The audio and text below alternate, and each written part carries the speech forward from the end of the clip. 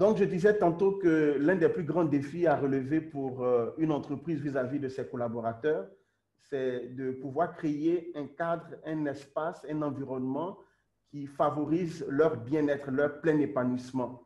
Voilà, un environnement qui fasse en sorte que ces collaborateurs soient motivés et qu'ils aient de la joie à travailler, qu'ils aient de la joie à contribuer à la performance de leur entreprise, de leur organisation. Et tout à l'heure, je disais aussi que cela faisait partie, en fait, de l'obligation du travailleur consignée dans le droit du travail. Pour ce qui concerne, par exemple, la législation ivoirienne comme française, il est notamment indiqué que l'employeur est responsable du bien-être de ses employeurs, qu'il est responsable de créer un environnement qui favorise ce bien-être. Et donc, le sentiment de reconnaissance n'est pas étranger à ce bien-être. La question que on pourrait se poser, c'est est-ce qu'il vous est arrivé à un moment donné de vous sentir moins important dans une organisation? Est-ce qu'il vous est arrivé de vous sentir pas encouragé?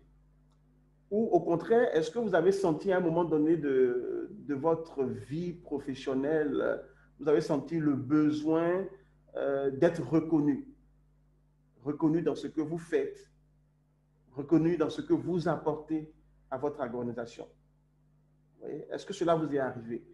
Et à contrario, lorsque ce besoin de reconnaissance que vous exprimez, que vous manifestez, lorsqu'il n'est pas pris en compte par votre employeur, comment est-ce que vous vous sentez? Donc, vous voyez, ici, c'est vrai que nous allons parler de renforcer le sentiment de reconnaissance de l'employeur, du collaborateur, mais tous au sein d'une organisation, aussi bien l'employeur que l'employé, nous avons besoin d'être reconnus. Vous me direz, mais comment est-ce que l'employeur a besoin d'être reconnu? Oui, il a besoin d'être reconnu de la part de ses collaborateurs, être reconnu comme quelqu'un qui prend soin de ses collaborateurs, quelqu'un qui crée les conditions de performance, quelqu'un, par exemple, qui veille à payer les salaires, etc., etc. Voilà, donc il a besoin aussi que ses collaborateurs reconnaissent tous les efforts qu'il consent à leur égard pour que les choses soient faites. Vous voyez, donc même l'employeur a aussi besoin d'être reconnu. Mais ici, aujourd'hui, il s'agira de renforcer le sentiment de reconnaissance de nos collaborateurs. J'espère que les slides vont passer. Voilà. Donc, j'ai juste envie de vous parler d'une étude de Talentsoft. Cette étude, elle est très importante parce que cette étude montre que à travers le monde, seulement 13 collaborateurs se sentiraient activement engagés au sein de leur entreprise. 13%. Et 63%, selon cette étude, seraient non engagés et 24 complètement désengagés. Donc, vous voyez que à travers l'étude que Talentsoft a réalisée à travers les organisations et entreprises dans le monde, il apparaît clairement qu'il y a une plus grande proportion de personnes non engagées au travail que de personnes engagées au travail. Et 24% de personnes qui soient démotivées à travailler. Et quelque chose de très important également, c'est que un salarié qui est désengagé va travailler moins et va travailler moins bien. Deux notions importantes. Un salarié qui est désengagé, il va travailler moins, c'est-à-dire qu'il va fournir moins d'efforts. Il sera sujet à ce qu'on appelle le présentéisme. C'est quoi le présentéisme? C'est le fait d'être présent et d'être ailleurs. Donc, il vient, il coche, vous le voyez présent de 8h à 16h, 17h, mais en réalité, il n'est pas là, le travail n'avance pas. C'est du présentéisme. Donc, une personne qui est désengagée dans ce qu'elle fait, elle est moins présente et elle fait moins bien ce qu'elle a à faire. C'est-à-dire que le rendement n'est pas bon, elle ne va pas jusqu'au bout des choses, le résultat n'est pas là et cette personne est moins performante. Est-ce qu'Arthur, on peut même parler de personnes qui peuvent même ralentir les autres? Mais oui, parce que si nous considérons qu'en entreprise, c'est un travail à la chaîne, si moi je travaille moins bien, ça veut dire qu'à un moment donné, je vais empêcher les autres d'aller à un certain rythme qui permet à l'entreprise d'accéder à une certaine performance, à un niveau de productivité. Et donc, un salarié désengagé, cela va induire un déficit de performance aussi bien auprès de ses collaborateurs, par ricochet dans son organisation, dans l'entreprise. Donc, d'après une étude de Harvard Business Review, les entreprises dont les collaborateurs sont engagés sont 12% plus profitables que la moyenne. C'est-à-dire que lorsque Harvard Business Review a fait ses enquêtes, elle a fait le constat que les entreprises qui ont pratiquement 12% de performance par rapport aux autres entreprises, ce sont des entreprises à l'intérieur desquelles les salariés, les collaborateurs sont motivés. Et ça, c'est très important. Il arrive des organisations où ce sont des salariés qui réclament de la considération. Vous voyez comme cette image, il arrive dans d'autres organisations que les salariés, d'une façon ou d'une autre, nous montrent combien de fois ils ont besoin d'être reconnus.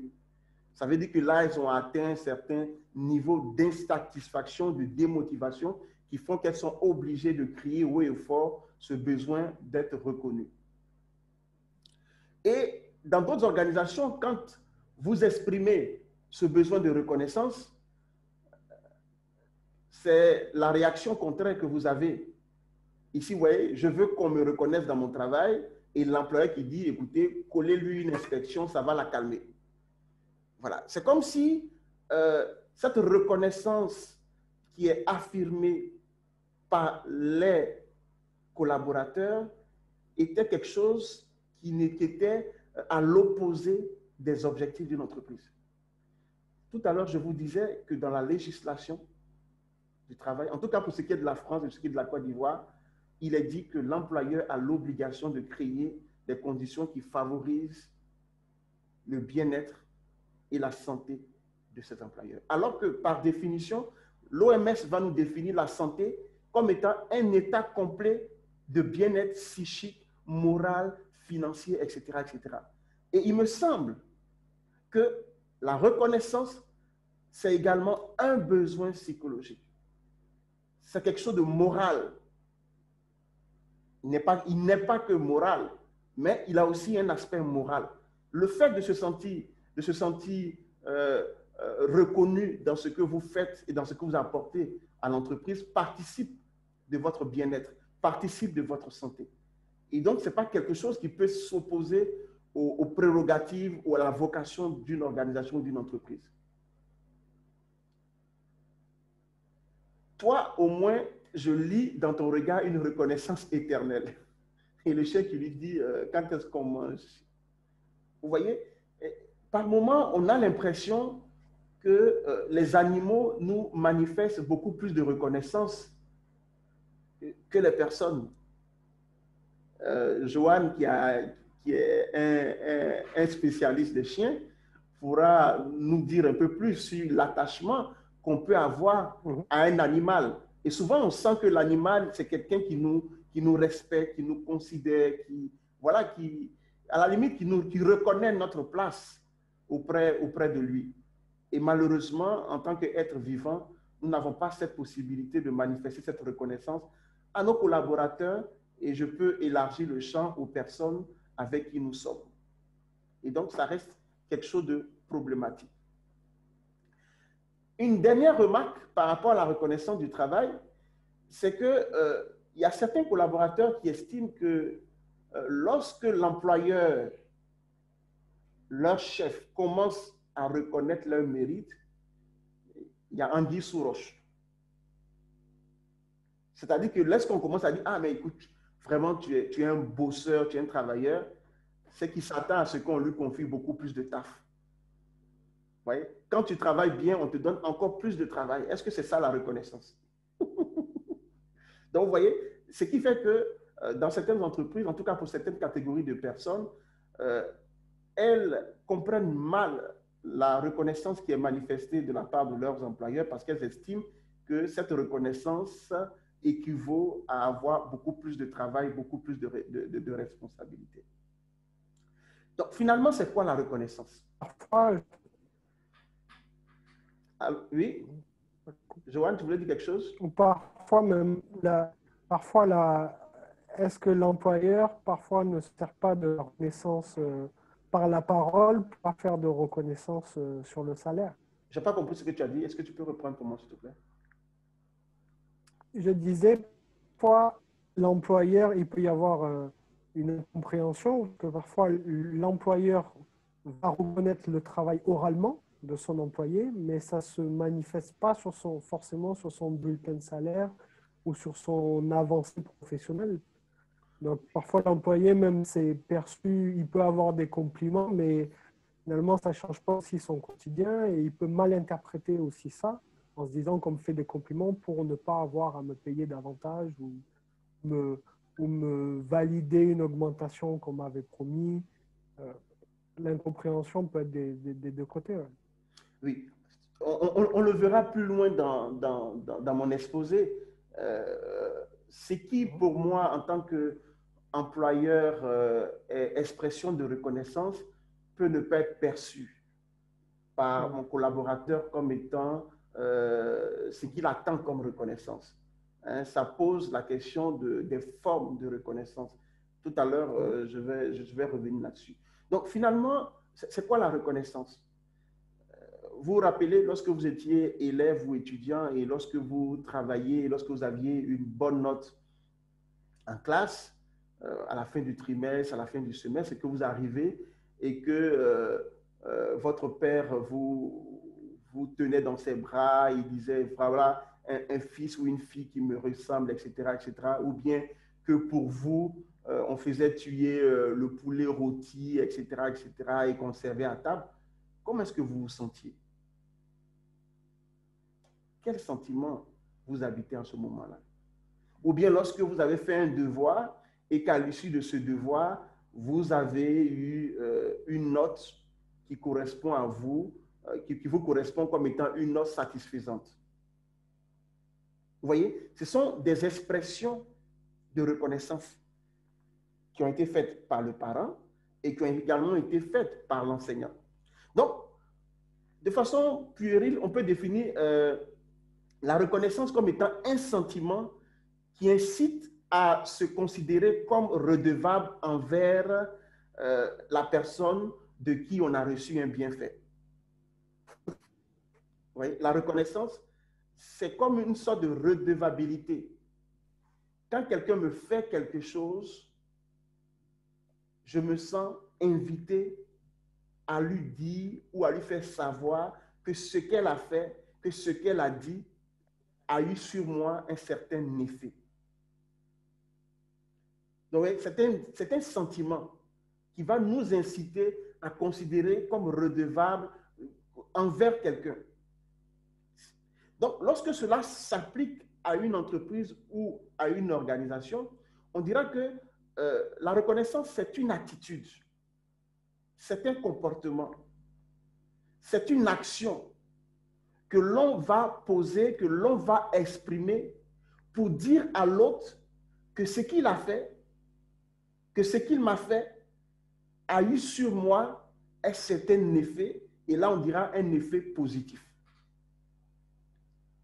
Donc dès lors que quelqu'un me dit quelque chose, me fait quelque chose, et que cela ne provoque pas chez moi une attitude, un comportement, une action qui lui fait dire que ce qu'il a dit ou ce qu'il a fait m'a touché d'une certaine façon, on dira là qu'il n'y a pas eu de reconnaissance.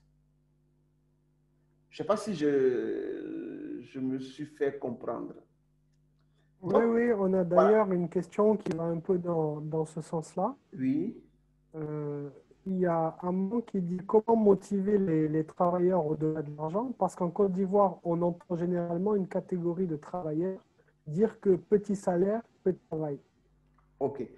Joël, je souhaiterais qu'il réserve cette question parce que tout à l'heure, je vais traiter. Parce que si je réponds à la question, je ferai une entorse en fait Ok. à la dynamique de ma présentation. Mais dans un premier temps, j'aimerais qu'on se mette d'accord sur la définition qu'on peut donner à la reconnaissance. La reconnaissance vient en réaction à quelque chose que j'ai perçu, quelque chose que donc, vous voyez, c'est pour ça que c'est un sentiment.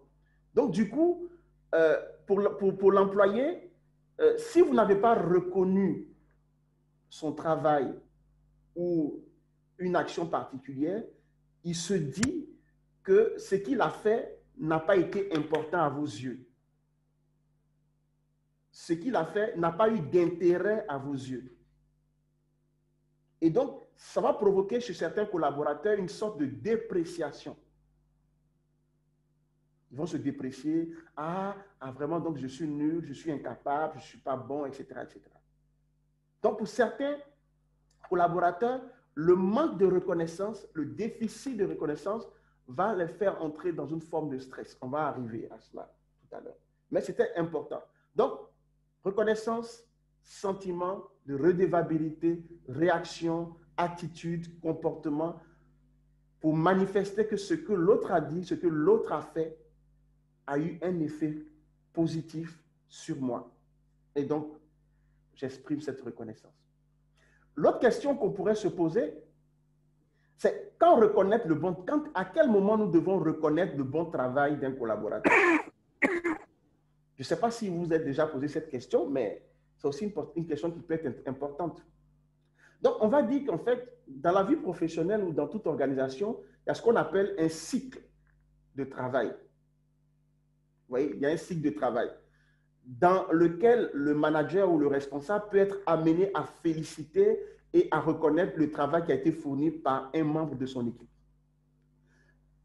Généralement, on voit deux étapes.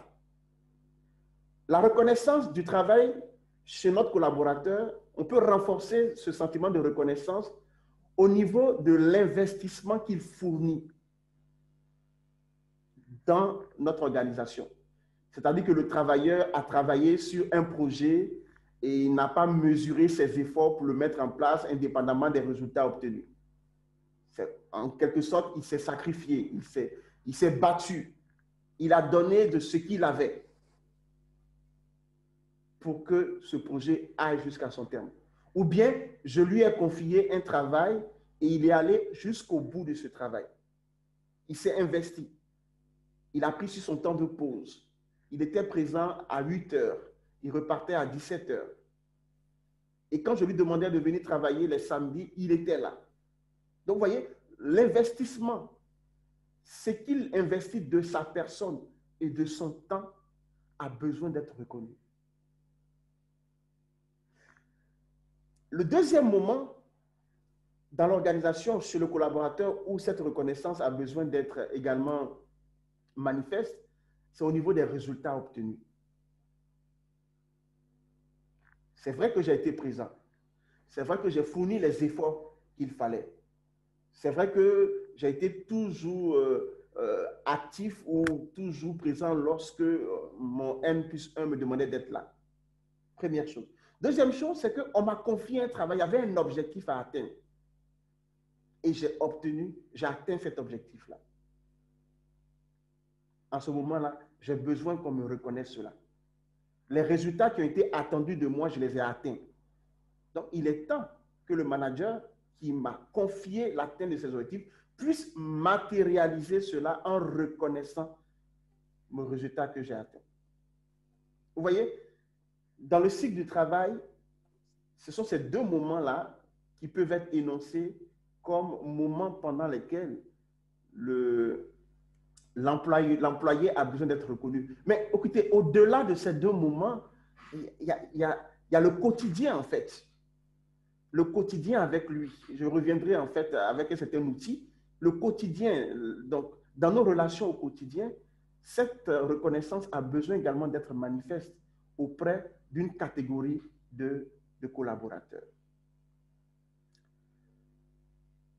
Il va se poser cette autre question, et c'est peut-être la question qui rejoint celle de notre ami tout à l'heure, c'est quelles sont les différentes formes de reconnaissance?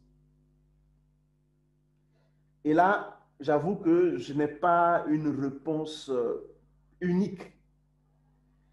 On dira que les formes de reconnaissance varient selon les organisations, selon les individus. Mais de mon point de vue, en matière de reconnaissance, ce n'est pas l'employé qui doit s'adapter à l'organisation, mais c'est plutôt l'organisation qui doit adapter sa forme de reconnaissance à l'employé. Pourquoi? Dans une entreprise, pour ce qui est du système de valeurs, on l'a vu hier avec la spirale, tout et tout, dans une entreprise, il peut y avoir une certaine culture d'entreprise qui va formaliser la forme de reconnaissance vis-à-vis des employeurs. On pourra décider, par exemple, qu'un employeur qui a bien travaillé, qui a atteint des objectifs, on lui offre un voyage. Je dis n'importe quoi, un voyage. Mais la question qu'on peut se poser, c'est est-ce que cette forme de reconnaissance s'adapte à tous les employés? C'est ce que j'appelle un formalisme. Est-ce que cette forme de reconnaissance s'adresse à tous les employés? Ou bien est-ce qu'on devrait chercher à identifier chez notre collaborateur la forme de reconnaissance qui lui soit adaptée? Parce que je peux lui offrir un billet d'avion aller-retour Dubaï, tout et tout, parce qu'il a atteint ses objectifs, sans que cela ne soit motivant pour lui. Parce que peut-être, en ce moment-là, il a d'autres besoins.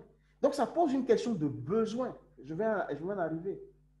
Est-ce que la forme de reconnaissance, cette reconnaissance que je lui traduis, est en adéquation avec ses attentes?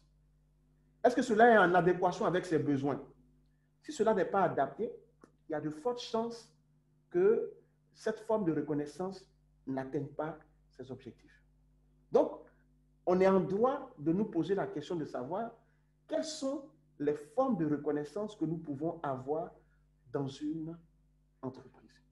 Et donc là, je n'ai pas envie de revenir sur les formes habituelles, hein, les attentions, l'investissement, les valorisations, etc. Mais je vais essayer de vous présenter deux écoles ou deux outils possibles, deux possibilités. La première possibilité, c'est ce que je vais appeler les 5 langages de la reconnaissance.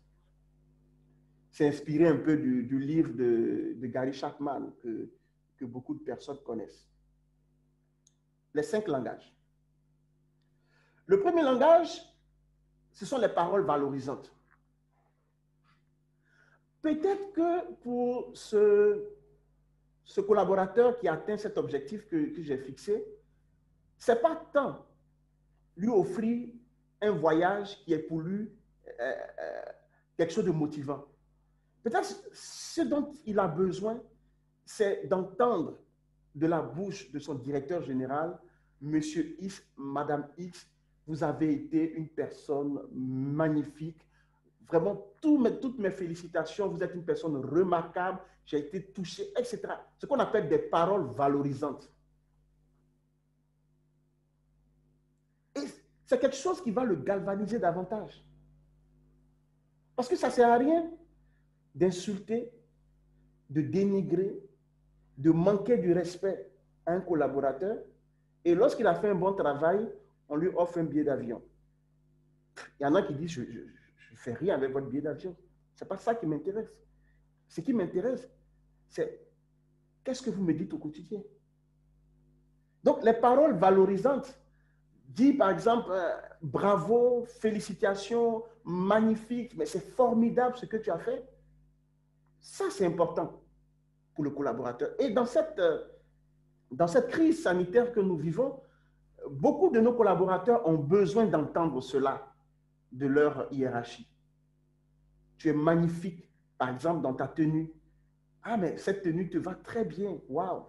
Ah, mais tu es très bien habillé. Voilà, tout et tout. Ouais, ils ont besoin d'entendre ces personnes-là, entendre ces paroles valorisantes. Donc, ça peut être un élément, une forme de reconnaissance qui peut s'adapter, je dis bien, à un type, à une catégorie d'employés. Donc, moi, je ne suis pas dans une forme unique de reconnaissance qui s'adapterait à tout le monde, mais je suis en train de vous dire qu'il est important pour l'employeur d'identifier auprès de son collaborateur la forme de reconnaissance qui lui soit adaptée, qui lui corresponde la mieux. Voilà. Deuxième chose, ce sont les cadeaux. Par exemple, pour ce collaborateur qui a fait du bon travail ou bien qui est présent dans l'entreprise depuis plusieurs années, qui est fidèle, je peux lui offrir en fin d'année ou à son anniversaire un petit souvenir, voilà, quelque chose qui le marque. Ça peut être juste une carte postale où tous les collaborateurs ont signé, ont exprimé une parole, etc., etc. Et je le lui remets. Donc ici, quand on parle de cadeau, ce n'est pas tant la valeur qui est rattachée au cadeau, mais ce qui importe ici, c'est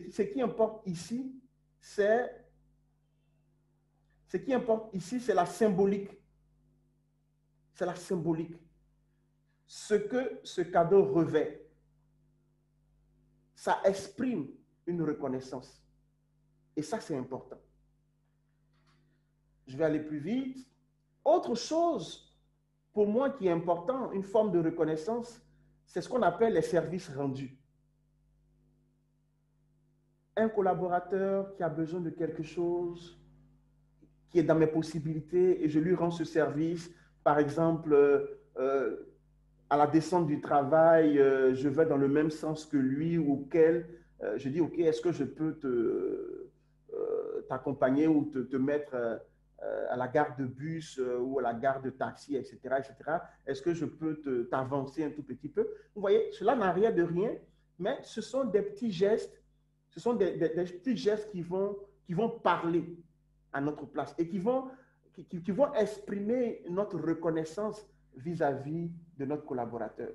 Ou bien, par exemple, il a besoin d'un outil de travail, il a besoin d'un ordinateur, il a besoin, et, par exemple, ça n'a rien avec le travail, mais j'ai un collaborateur qui a son fils qui vient d'avoir le bac et qui peut-être a affecté dans une université en dehors de la ville ou du pays. Et moi, j'ai la possibilité de le mettre en relation avec quelqu'un qui pourrait faciliter euh, euh, l'insertion de son fils. Je lui rends ce service. C'est une manifestation. C'est une manifestation de reconnaissance. Voilà. Donc, vous voyez, c'est très important, c'est ces petits gestes, tout et tout, qu'on peut poser vis-à-vis de notre collaborateur. Autre chose également, une forme de reconnaissance, ce serait ce qu'on appelle les moments de qualité. C'est quoi le moment de qualité selon la définition de Gary Chapman? C'est de pouvoir faire les choses ensemble, en dehors du travail, en dehors du train-train quotidien. Voilà, c'est de pouvoir se retrouver dans un cadre de convivialité où on peut échanger sans protocole, où on peut se tutoyer, où on peut manger à la même table, etc., etc. Vous voyez, c'est ces moments de qualité-là. Ça va ressouder les relations entre les personnes, entre les collaborateurs, surtout entre la hiérarchie et les collaborateurs. Et ça, c'est très important. C'est très important, ces moments de qualité-là. Par exemple, aller au restaurant ensemble, pouvoir partager quelque chose ensemble, manger quelque chose ensemble.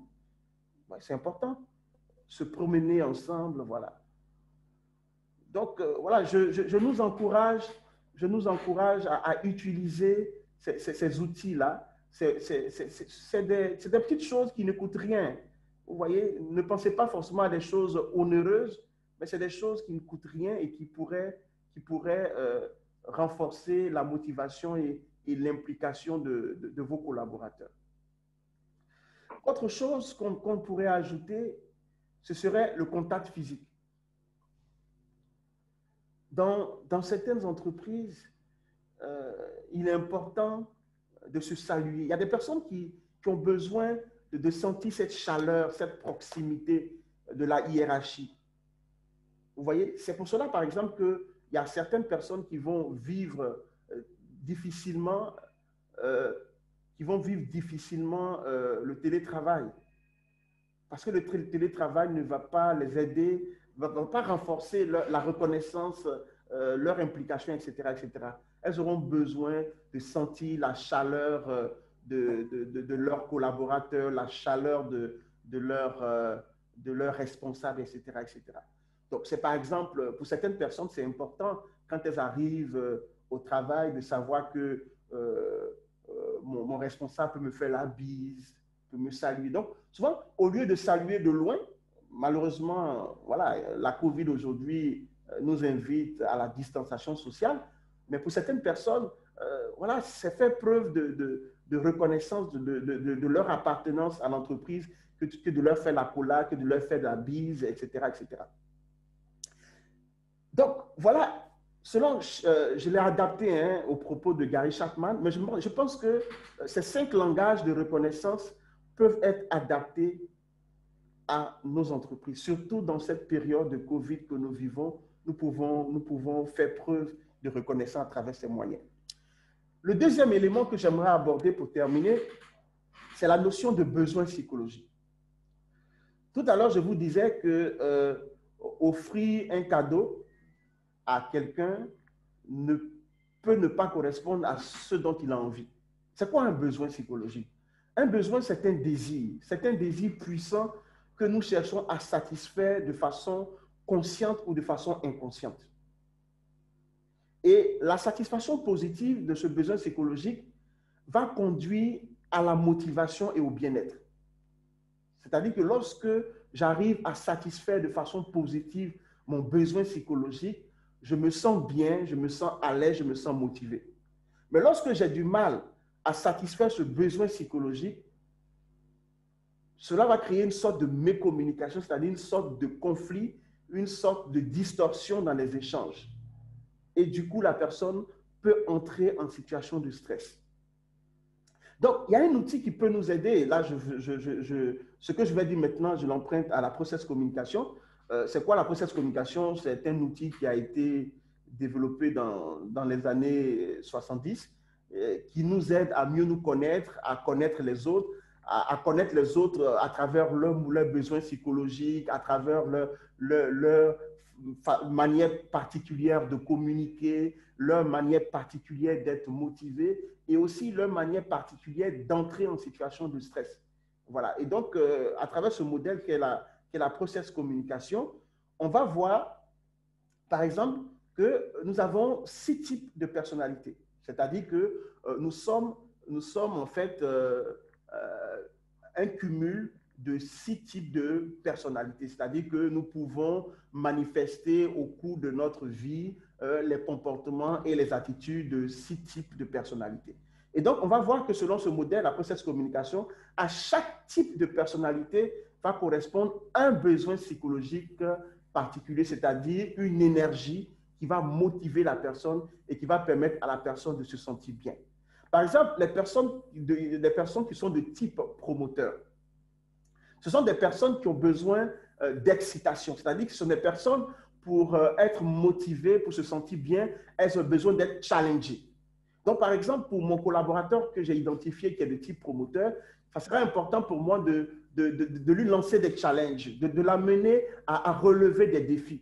Et rien qu'en se mettant dans cette posture de quelqu'un à qui on lance des défis, à qui on lance des challenges, cela va le motiver et cela va lui donner le sentiment qu'il est reconnu parce qu'on lui donne la possibilité de relever un défi.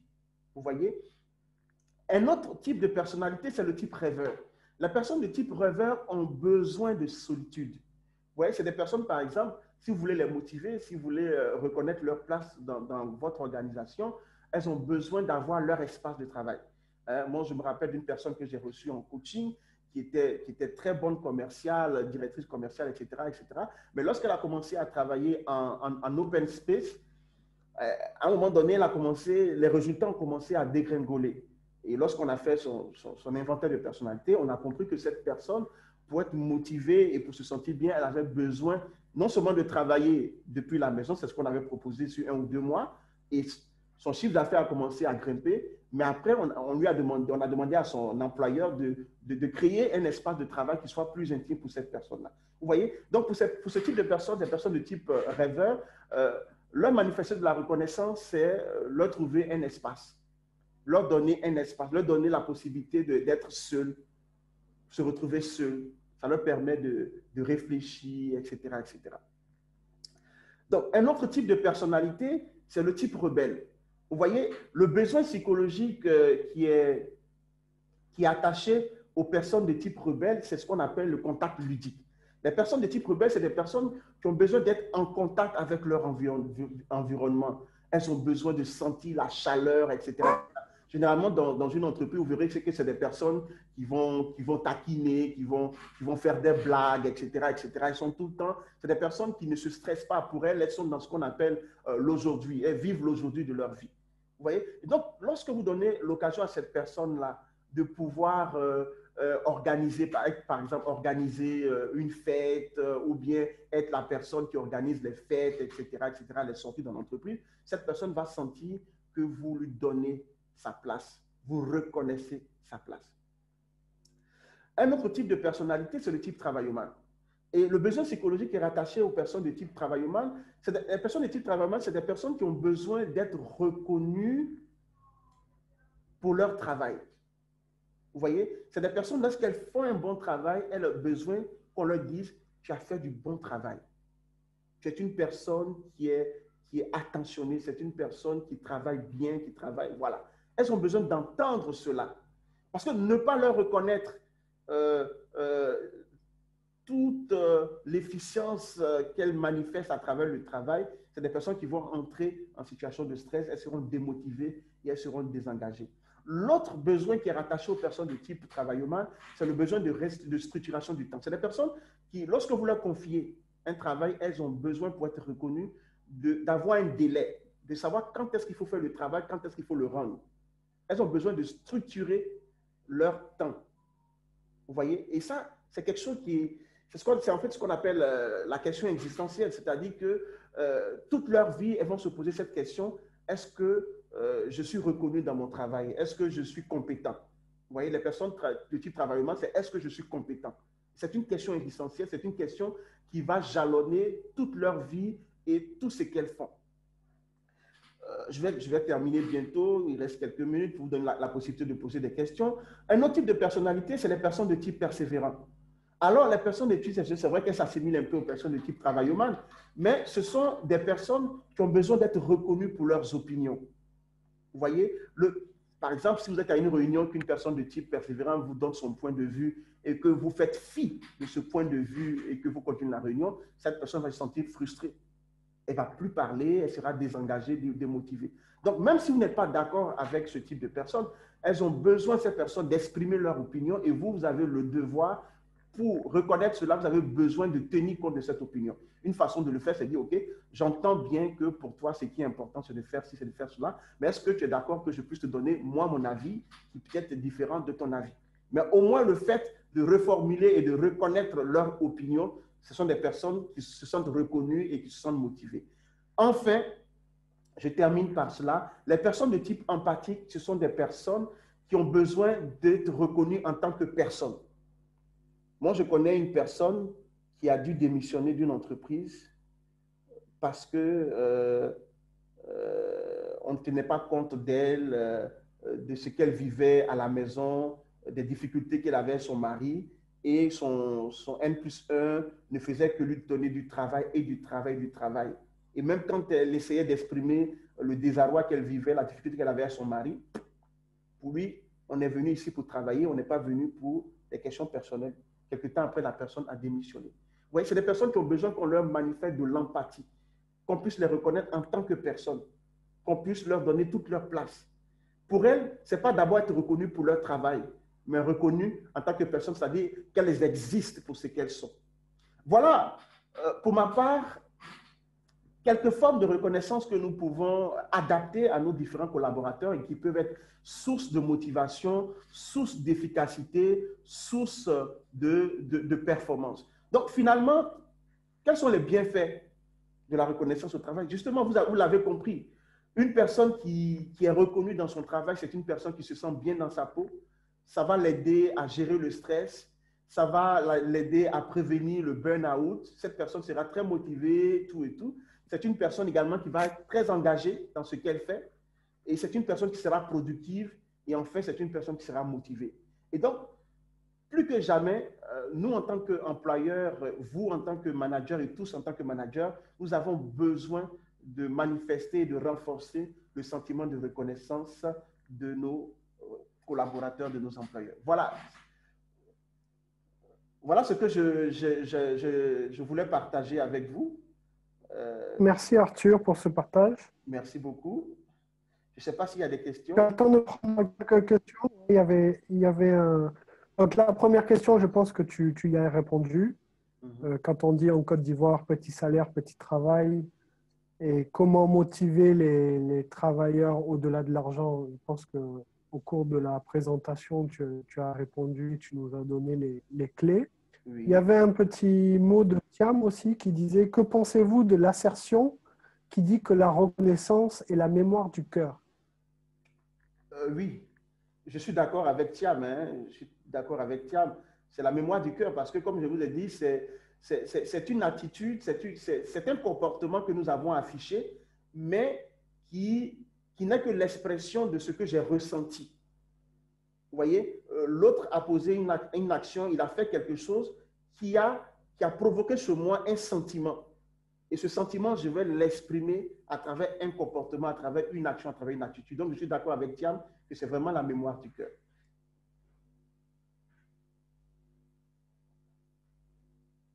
D'accord. S'il y en a qui ont des questions encore, vous pouvez les noter. Je vais les faire parvenir à Arthur.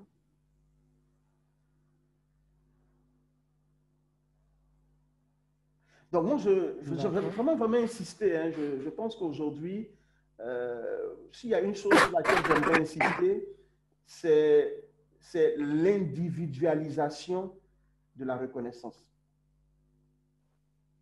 C'est-à-dire passer du formalisme à une sorte d'individualisation de la reconnaissance. C'est-à-dire que je peux avoir 4 collaborateurs, 10 collaborateurs, et la forme de reconnaissance, elle devrait pouvoir s'adapter à chaque collaborateur. Parce que nous sommes tous différents et nous ne réagissons pas, nous n'avons pas les mêmes besoins au même moment. Et donc, nous ne pouvons pas être motivés de la même façon. Ce n'est pas possible. C'est pas possible. Donc, je pense qu'en tant qu'entreprise, en tant qu'organisation, nous gagnerions à vraiment adapter les formes de reconnaissance au type de personnalité ou aux personnes, aux collaborateurs que nous avons en face de nous.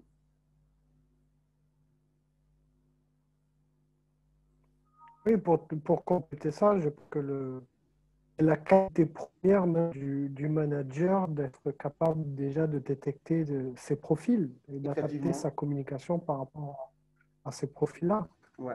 Un manager qui vient avec un format prédéfini et qui veut imposer son management et sa communication à ses collaborateurs, il se retrouvera forcément devant un mur et du coup, c'est même lui qui va peut-être ressentir le manque de reconnaissance, qui ne sera pas compris en tant que manager.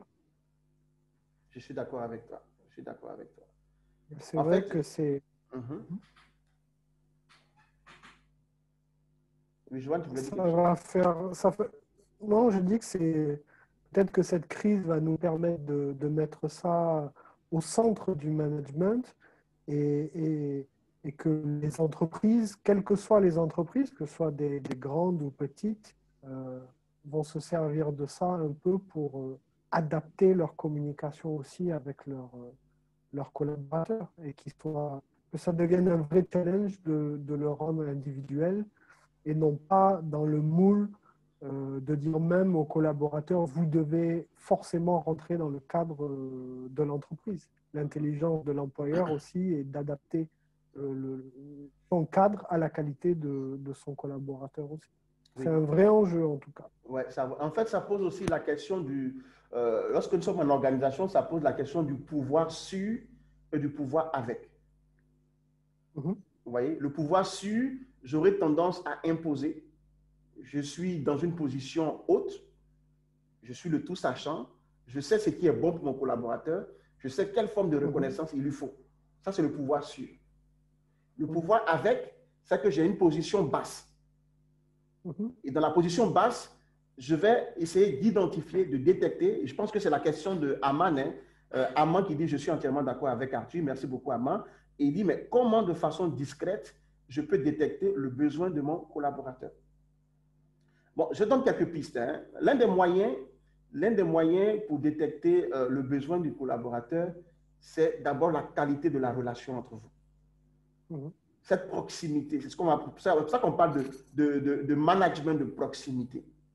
Si je suis proche de mon collaborateur, donc si je suis à l'écoute de mon collaborateur, si je suis dans une attitude d'empathie avec mon collaborateur, d'écoute active avec mon collaborateur, à travers ce qu'il dit, à travers ce qu'il fait, à travers la kinésie, donc à travers son comportement, et à travers un type de questionnement, je peux identifier son besoin.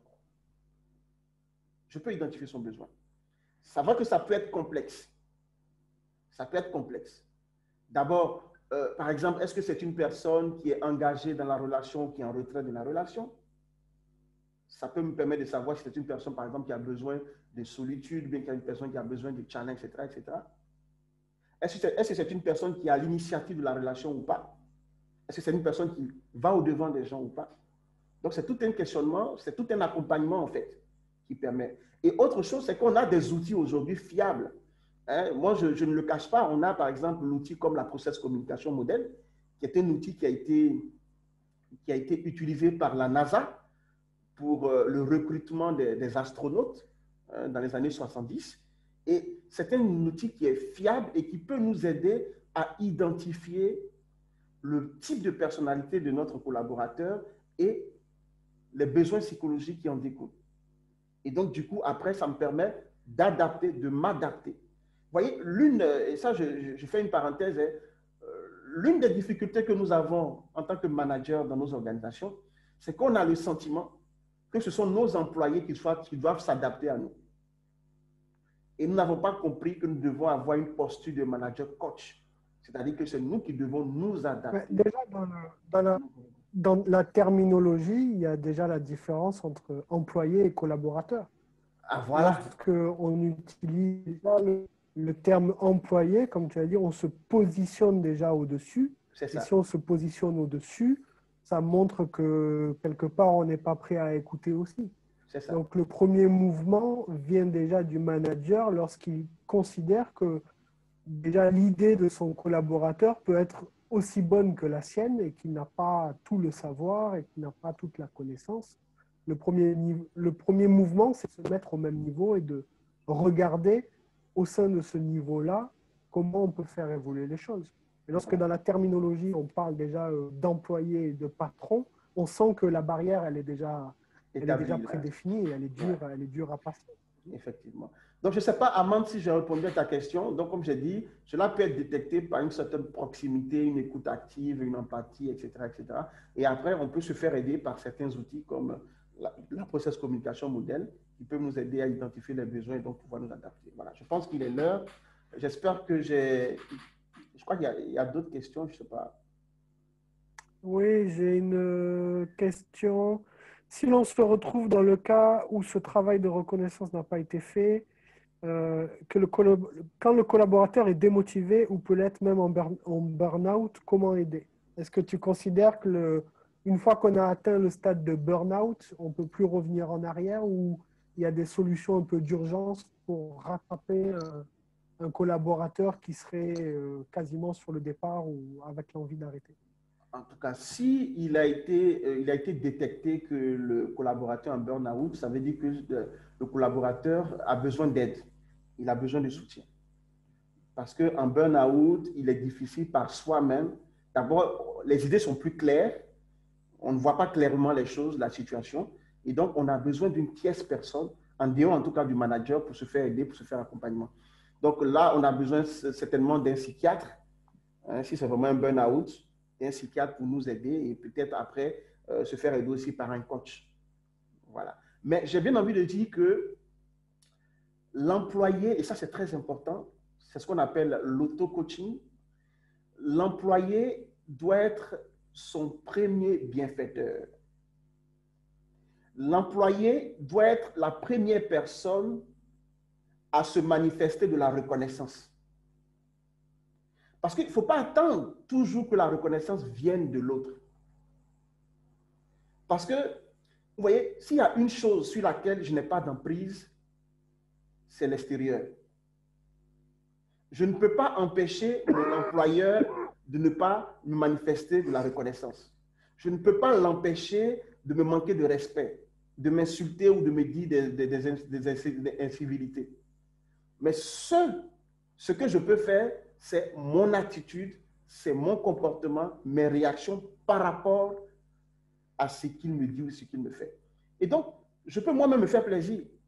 Si par exemple, moi, mon besoin psychologique, c'est par exemple, ou bien si par exemple, moi, je suis une personne qui a besoin d'être reconnue à travers un cadeau, je peux moi-même m'offrir un cadeau. Quand j'ai bien travaillé et que je reçois mon salaire, je peux m'offrir un repas au restaurant, inviter même des amis, et puis je mange, je festoie. Donc, cette reconnaissance que je n'ai pas pu avoir de mon employeur, je peux me la donner. Je ne sais pas si, Joanne, tu me Oui, suis. oui, bien sûr. Oui, oui. Si par Comme exemple, tu l'as dit, c'est déjà la base. Oui. voilà, si par exemple, moi j'attends des paroles valorisantes et que ces paroles ne me viennent pas, mais moi-même je peux me dire, mais écoute, Arthur, mais attends, tu as bien travaillé, mais Arthur, tu es fantastique, mais Arthur, mais tu es un bosseur. Donc, je peux moi-même m'accorder ces paroles-là, me le dire. Et ça va me donner de l'énergie en fait. Voilà, donc c'est important. C'est vrai que nous attendons que la hiérarchie nous manifeste de la reconnaissance, mais n'oublions pas que nous sommes les premiers acteurs de notre bien-être. Et ça, c'est très important. Nous avons besoin de prendre notre responsabilité. Ne laissons pas les autres décider de notre bien-être. C'est à nous d'en prendre toute la responsabilité et d'utiliser les moyens qu'il faut pour les atteindre.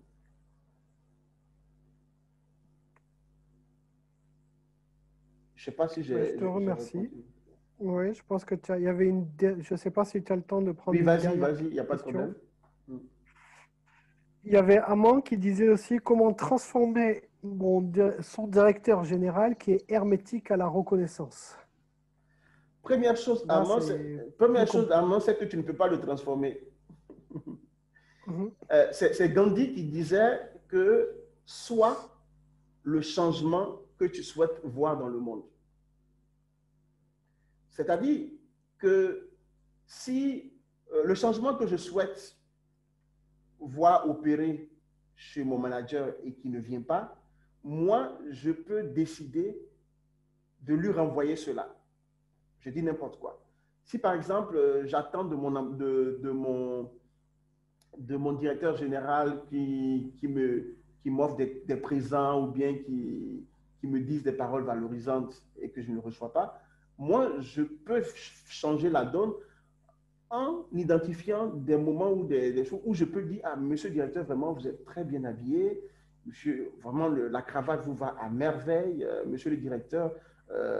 En tout cas, félicitations parce que grâce à vous, l'entreprise a pu atteindre tel objectif. Ou bien, monsieur le directeur, c'est vrai que je n'ai pas assez de moyens, mais pour tout ce que vous faites pour l'entreprise, vraiment, j'ai pensé à vous. Je tenais juste un cadeau de la part du personnel pour vous remercier tout. Vous voyez, ce comportement que nous allons manifester vis-à-vis de notre directeur général qui est en griffe hermétiquement fermé à cela, aura certainement de l'impact sur lui. Et c'est ça qui, certainement, avec sa remise en cause, remise en question, va susciter le changement. Donc, comprenez quelque chose, c'est que le changement ne vient pas de l'extérieur, tout changement vient toujours de l'intérieur. Toujours de l'intérieur. Voilà, donc vous ne pouvez pas le transformer, mais vous pouvez mener un certain nombre d'actions et après, c'est à lui de se laisser toucher et de décider de changer. Voilà, je ne sais pas vraiment si j'ai répondu à ta question, mais voilà, peut-être qu'on peut se voir en off pour pouvoir approfondir cela. Joanne, voilà ce que je voulais Écoute, je te ajouter. remercie, Arthur. Merci à pour toi. cette présentation, pour ces questions. Je remercie aussi tous les participants qui ont été actifs même dans leurs questions. S'il y en a, comme Arthur a dit, qui veulent continuer le débat, peut-être que tu peux prendre des questions en privé pour Sur la voir avec plateforme, vous eux. pouvez envoyer vos Si tu commentaires sur la peux, plateforme de sur la l'événement, plateforme, voilà. ou bien je vous donne une adresse à laquelle vous pourrez envoyer vos questions. On sera très heureux de répondre. Voilà. Ah, je crois que je l'ai envoyé seulement au conférencier, pas à tout le monde. OK, donc voilà, moi j'en ai Confirmez fini. Hein. que, ouais, confirmez que vous avez bien reçu l'adresse. Il y a Sarah qui demande comment prendre contact avec Monsieur Arthur. Alors, il va vous envoyer un mail. Voilà, je pense que vous l'avez. Vous pouvez contacter voilà, par téléphone ou directement par mail. Est-ce que vous avez des cas un peu plus précis sur lesquels vous voulez échanger avec lui, des situations particulières? OK, Ben, je pense qu'on a fini. Je te merci remercie beaucoup. encore. Merci beaucoup. Et à très bientôt. À bientôt.